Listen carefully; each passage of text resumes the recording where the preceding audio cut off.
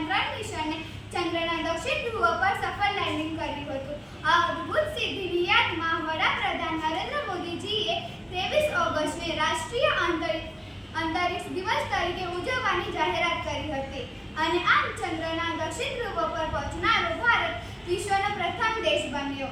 ભારતીય અંતરિક્ષ સંશોધન સંસ્થા ઇસરોના કારણે આ અશક્ય કામ શક્ય બન્યું છે. દુનિયામાં સૌથી ઓછા ખર્ચે અને સૌથી સચોટ સ્પેસ મિશન કરવા માટે જાણીતું છે.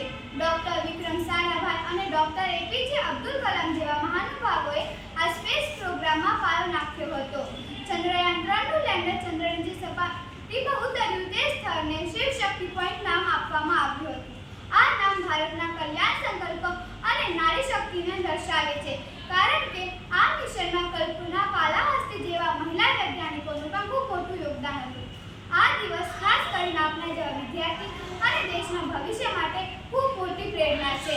આજના સમયમાં યુવાનો માટે સ્પેસ સેક્ટર નવી તકો લઈને આવ્યું છે, જે આપણને અંધશ્રદ્ધાથી દૂર રહીને વૈજ્ઞાનિક અને લોજિકલ થિંકિંગ અપનાવવાની પ્રેરણા આપે છે. અંતમાં હું એટલું જ કહીશ કે ભારત હવે અંતરિક્ષ ક્ષેત્રે વિશ્વગુરુ બનવા આગળ વધી રહ્યું છે. આપના સૌ મહાન વૈજ્ઞાનિકોને મારા કોટી કોટી વંદન. ધન્યવાદ.